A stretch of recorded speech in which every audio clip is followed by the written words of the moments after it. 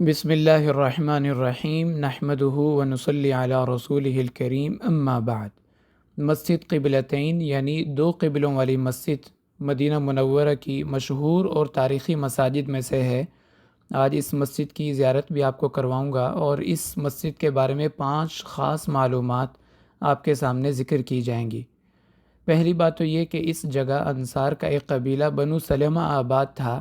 یہ ان کے قبیلے کی مسجد تھی جس کو شروع میں مسجد بنو سلمہ کہا جاتا تھا، لیکن جب اس جگہ دوران نماز تحویل قبلہ کا حکم نازل ہوا تب سے یہ مسجد قبلتین یعنی دو قبلوں والی مسجد کے نام سے مشہور ہو گئی، اور یہی اس مسجد کی سب سے بڑی خصوصیت اور وجہ شہرت ہے کہ یہاں ایک ہی نماز دو مختلف قبلوں کی طرف رخ کر کے پڑھی گئی۔ اس واقعے کی تفصیل کچھ یوں ہے کہ آپ صلی اللہ علیہ وسلم کو اطلاع ملی کہ حضرت براء بن معرور رضی اللہ تعالی عنہ کئی دنوں سے بیمار ہیں۔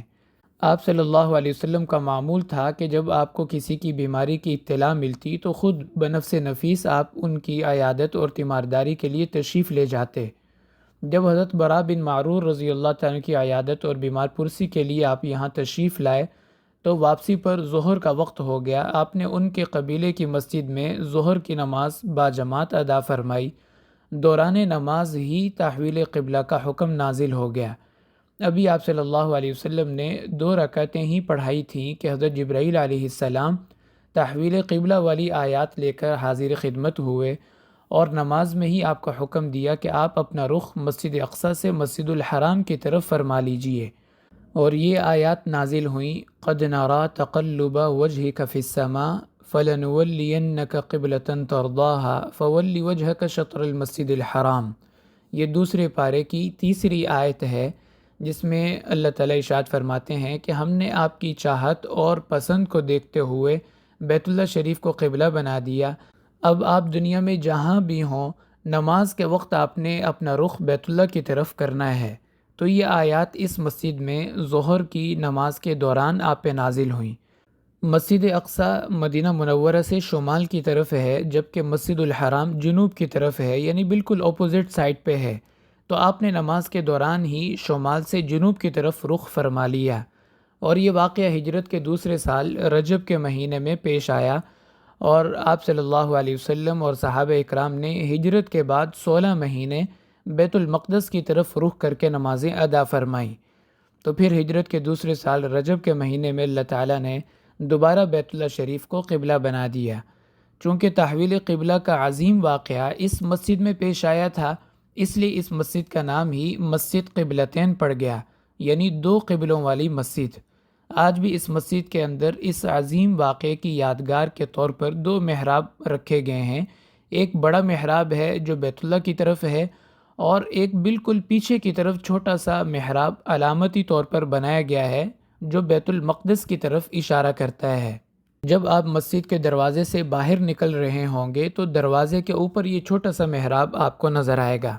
اس کے علاوہ اس قبیلے کی ایک خاص بات یہ بھی ہے کہ اللہ تعالیٰ نے ان کا قرآن پاک میں تذکرہ فرمایا۔ اللہ تعالیٰ ارشاد فرماتے ہیں: اذ ہمت طائفتان منکم ان تفشلا واللہ ولیہما۔ غزوہ احد کے موقع پر جب رئیس المنافقین عبداللہ بن ابی اپنے 300 ساتھیوں کو لے کر فرار ہو گیا تو انصار کے 2 قبیلے بنو حارثہ اور بنو سلمہ یہ بھی گھبرا گئے اور واپس جانے کا سوچنے لگے، لیکن چونکہ یہ مخلص لوگ تھے تو اللہ تعالیٰ نے ان کے دلوں کو جما دیا اور ثابت قدم فرمایا۔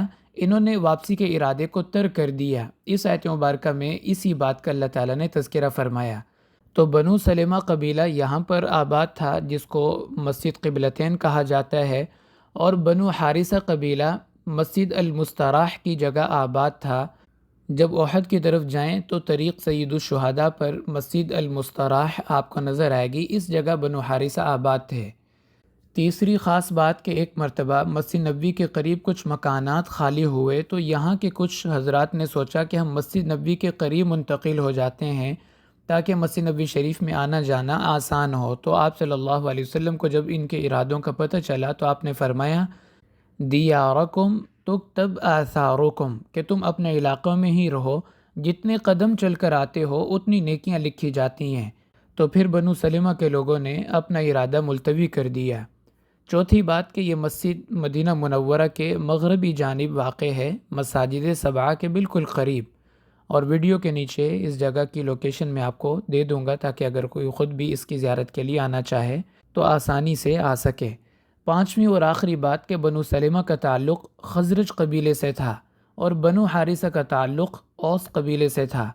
اوس اور خزرج یہ دو بڑے اور مین قبیلے تھے انصار کے مدینہ منورہ میں، جو کسی زمانے میں یمن سے آ کر یہاں آباد ہوئے تھے۔ پھر آگے ان کی چھوٹی چھوٹی شاخیں تھیں، جیسے بنو حارثہ، بنو سلمہ، بنو خدرہ، بنو حرام، بنو ثقیفہ، بنو سالم، بنو معاویہ، بنو نجار وغیرہ۔ یہ تمام اوس اور خزرج کی چھوٹی چھوٹی شاخیں تھیں۔ مفسرین نے لکھا ہے کہ یہ قوم سبا سے تعلق رکھتے تھے، جن کا اللہ تعالیٰ نے قرآن پاک میں تفصیل سے تذکرہ فرمایا، لَقَدْ كَانَ لِسَبَإٍ فِي مَسْكَنِهِمْ آیا۔ تو جب سبا والوں پر اپنے ہی بنائے ہوئے ڈیم کے پانی کا سیلاب اللہ تعالیٰ نے بھیجا تو ان کے علاقے اور باغات سب اجڑ گئے، تو پھر یہ عرب کے مختلف علاقوں میں جا کے آباد ہو گئے۔ اوس اور خزرج یہ دو بھائی تھے جو مدینہ منورہ میں آ کے آباد ہوئے۔ پھر اللہ تعالیٰ نے ان کے اولاد میں ایسی برکت عطا فرمائی کہ جب آپ ہجرت فرما کے تشریف لائے تو ان دو بھائیوں کی اولاد دو بڑے قبیلوں کی صورت اختیار کر چکی تھی۔ اللہ تعالیٰ نے ان کو توفیق عطا فرمائی کہ آپ صلی اللہ علیہ وسلم پر ایمان لائے اور انصار مدینہ کا عظیم لقب پایا۔ اللہ کے نبی صلی اللہ علیہ وسلم ارشاد فرماتے ہیں کہ انصار صحابہ کی محبت یہ ایمان کی نشانی ہے، اور انصار سے بغض رکھنا یہ نفاق کی نشانی ہے۔ یہ حدیث بخاری شریف کے اندر کتاب الایمان میں آپ کو مل جائے گی۔ اللہ تعالی ہمیں صحابہ کی سچی محبت و عقیدت نصیب فرمائے، اور بار بار ان مبارک مقدس جگہوں کی زیارت اللہ تعالی ہمیں نصیب فرمائے۔ وآخر دعوانا ان الحمد للہ رب العالمین۔